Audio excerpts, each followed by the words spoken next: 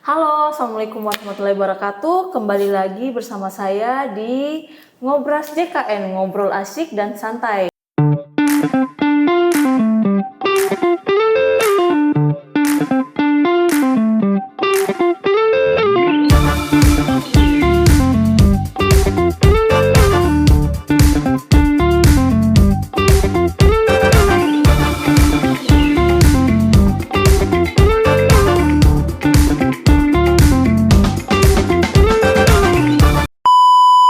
Halo, Assalamualaikum warahmatullahi wabarakatuh. Kembali lagi bersama saya di Ngobras JKN, Ngobrol Asik dan Santai. Nah, hari ini di sini saya sebagai host.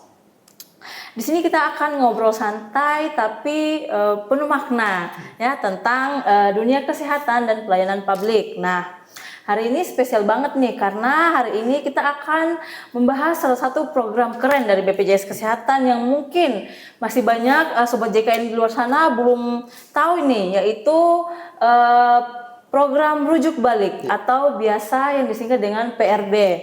Nah, apa sih sebenarnya program rujuk balik itu dan siapa saja yang bisa ikut dan bagaimana sebenarnya mekanisme dari program itu?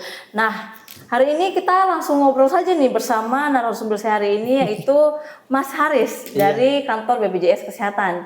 Oke, sebelum kita mulai mungkin Mas Haris, kegiatannya Mas Haris hari-hari di kantor BPJS itu seperti apa sih? Ya, kalau kegiatan saya kan sebagai petugas penanganan pengaduan di rumah sakit, jadi saya sama teman saya Syahrul itu berdua keliling rumah sakit, juga puskesmas di FKTP semua di Kota Bobau. Oke, Iya. jadi Mas Haris ini sudah sering sekali ya jadi narasumber di podcast ini. Oke, mungkin untuk mengefisiensikan waktu, mungkin kita langsung mulai saja ya Mas Haris. Ya, boleh. Kalau mendengar kata rujuk balik, nah mungkin masih banyak nih yang bingung, apa sebenarnya rujuk balik itu Mas? Ya, jadi program rujuk balik atau yang sering disingkat PRB itu adalah program yang dibuat oleh BPJS Kesehatan untuk membantu peserta dengan penyakit kronis. Jadi intinya peserta dengan penyakit kronis yang stabil ya, harus ada penekanan ini, stabil. Jadi kalau misalnya belum stabil tidak bisa didaftarkan rujuk balik. Jadi tetap harus di rumah sakit untuk kontrolnya. Jadi kalau misalnya untuk penyakit kronis yang sudah stabil, itu nanti dokter di rumah sakit membuat rekomendasi untuk didaftarkan sebagai peserta rujuk balik. Sebenarnya Mas, apa sih alasan utama BPJS ini meluncurkan program rujuk balik ini? Apa cerita di belakang Ya, baik. program ini? Jadi untuk program rujuk balik ini memudahkan peserta JKN yang memiliki penyakit kronis yang perlu pengobatan lanjutan. Jadi kalau untuk pasien ini kan biasanya ambil obat di rumah sakit. Itu hanya untuk ambil obat saja karena kan kondisinya kan sebenarnya sudah stabil. Jadi untuk dengan program rujuk balik ini bisa efisiensikan waktu pasien, itu tidak perlu ke rumah sakit lagi. Jadi kalau untuk pengambilan obatnya tinggal pasien tersebut datang ke puskesmas, kemudian nanti ambil obatnya di apotek kerjasama PRB.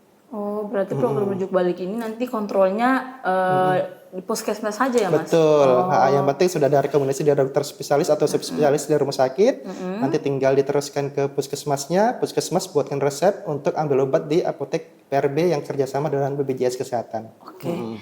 Kalau ngomong-ngomong soal penyakit kronis, penyakit apa saja sih Mas yang bisa dilayani lewat program rujuk balik ini?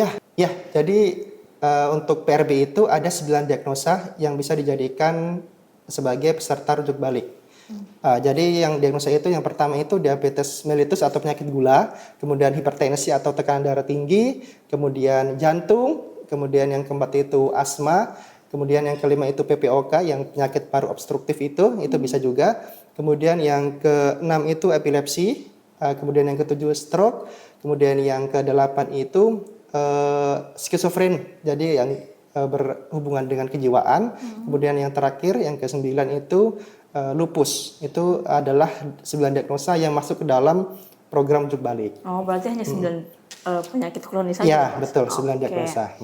Kalau kita lihat program rujuk balik ini kan fokus kepada penyakit kronis. Kenapa sih penyakit-penyakit ini yang diprioritaskan? Ya, Baik, jadi kalau untuk penyakit-penyakit ini kan kronis ya, jadi terjadinya itu sudah lama. Jadi memang harus butuh perhatian khusus terhadap penyakit kronis ini. Jadi kalau untuk PRB ini kan dia kan untuk menjaga yang stabil. Jadi memudahkan pasien juga kalau pasien mau ambil obat tidak perlu ke rumah sakit, tidak perlu antri. Cukup ke puskesmas, datang ke FKTP, ambil obatnya langsung ke apotek PRB. Oh, berarti ini kata kuncinya stabil ya? Stabil, harus stabil dulu. Iya. Nah, program ini kan tentu butuh kerjasama banyak pihak. Bagaimana sih BPJS Kesehatan ini berkolaborasi dengan apotek dan puskesmas PRB? Ya, baik. Kalau di Kota Bau sendiri itu sudah ada 4 apotek yang kerjasama ya. Tapi masih di 2 kabupaten kota. Jadi di Kota Bau itu ada 1 di Kimia Farma, kemudian yang di Una itu ada 3 ya yang apotek yang kerjasama. Kalau di kabupaten lain? Masih belum ada. Jadi kami masih mencari-cari juga untuk provider untuk apotek PRB agar bisa memudahkan pasien yang di daerah atau kabupaten itu bisa mendapatkan program rujuk balik. Tapi kalau untuk selama ini, Rika, itu kalau untuk misalnya dari Wakatobi, itu nanti ambilnya bisa lewat Kimia Farma di Bau-Bau. Jadi nanti keluarga pasien. Atau nanti berikutnya itu ada sistem dropping. Jadi kita apotek itu dropping obatnya ke puskesmas yang ada di Wakatobi atau di kabupaten lain. Itu pasti akan ke sana nanti arahnya. Oh, jadi kalau yang belum ada apotek PRB-nya ambilnya ke Bau-Bau atau mungkin yang dekat kayak di Buteng, Buton dekat Utara? Kemuna, mungkin bisa ambil ke Muna? Bisa. Oke. Terus Mas, seberapa penting sih peran tenaga kesehatan di FKTP dalam kesuksesan program rujuk balik ini?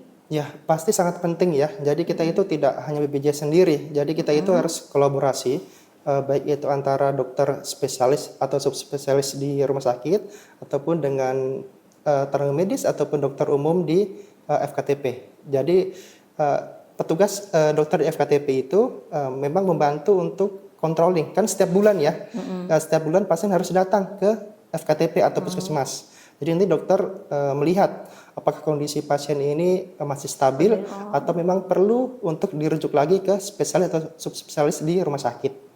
Jadi dokter ini sangat penting perannya untuk melihat kondisi pasien tersebut. Ya, jadi kalau misalnya masih stabil ya teruskan saja obatnya, ambilnya langsung ke Kimia Farma atau apotek PRB. Kalau sudah tidak stabil baru dirujuk kembali Betul. ke dokter spesialis. Tidak ada rumah batasan sakit. kalau untuk rujuk ya. Oke, terus Mas, bagaimana sih perjalanan seorang peserta dari awal sampai akhirnya bisa masuk ke program rujuk balik ini? Oh iya, jadi mungkin saya jelaskan dari awal dulu ya. Iya. Yang pertama itu di FKTP. Jadi pasien itu atau calon peserta PRB berobat dulu ke dokter ke dokter umum ya, maaf, ke dokter umum. Nanti dokter umum mengecek atau melihat kondisi pasien tersebut apakah memang mengarah ke kondisi yang bisa di-PRB-kan. Jadi nanti dokter umum sesuai indikasi medis merujuk ke rumah sakit atau FKRTL. Nanti petugas pendaftaran di sana di rumah sakit melihat eligibilitas pasien, mencocokkan dulu ya. Kemudian kalau sudah itu pasien baru dilayani oleh dokter spesialis ataupun subspesialis. Jadi kalau misalnya ternyata kondisinya stabil yang dinyatakan oleh dokter spesialis atau subspesialis, maka dokter memberikan rekomendasi atau surat pembuatan rujuk balik.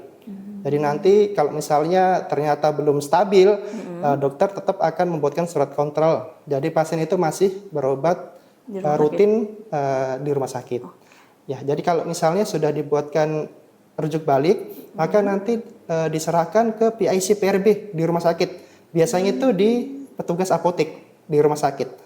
Jadi kalau pasien sudah ke apotek rumah sakit, di rumah sakit, nanti petugas PIC PRB di rumah sakit itu mendaftarkan pasien sebelumnya itu melakukan prinsip 3B.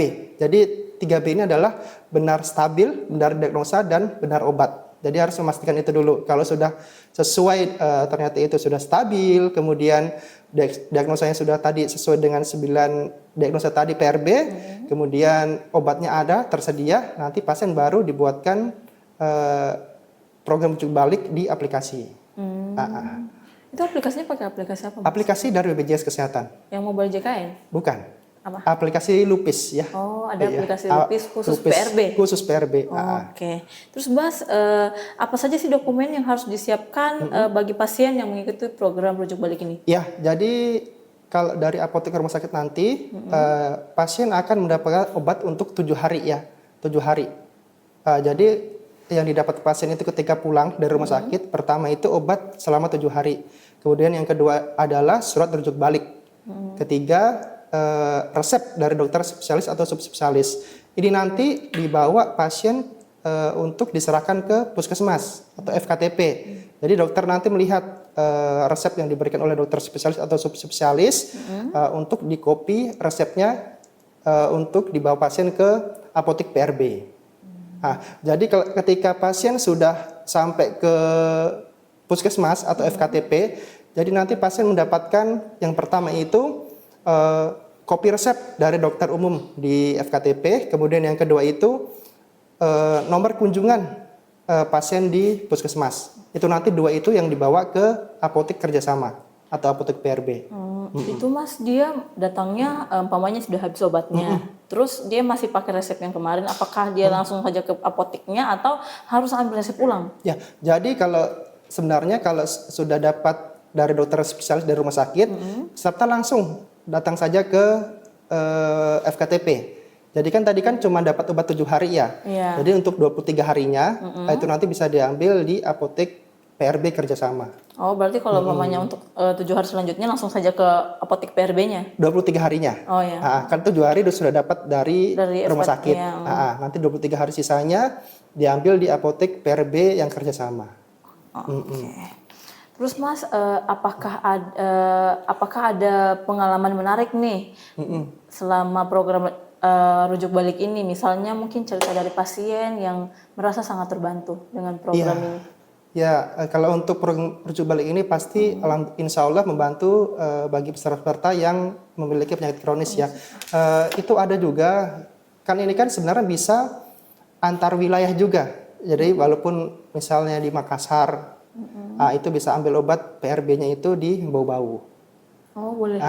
Bisa. Jadi nanti tidak ada istilahnya tidak ada portabilitas. Jadi bisa melakukan pengambilan obat di wilayah lain. Selindo ya Mas? Selindo, ya.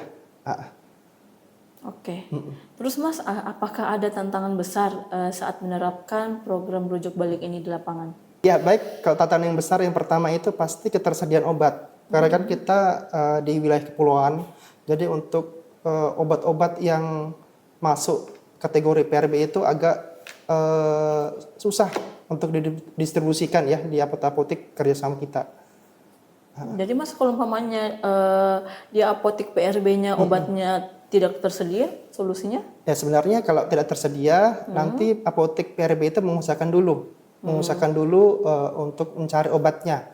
Jadi kalau misalnya ternyata obatnya tidak ada, ya terpaksa dikembalikan ke FKTP untuk dilakukan rujukan ke rumah sakit. Kalau memang obatnya itu perlu ya. Berarti kalau umpamanya obatnya tidak ada, nanti dirujuk lagi ke rumah sakit? Betul. Yang jelas dari apotek PRB itu usahakan dulu untuk mengadakan dulu. Dicari dulu.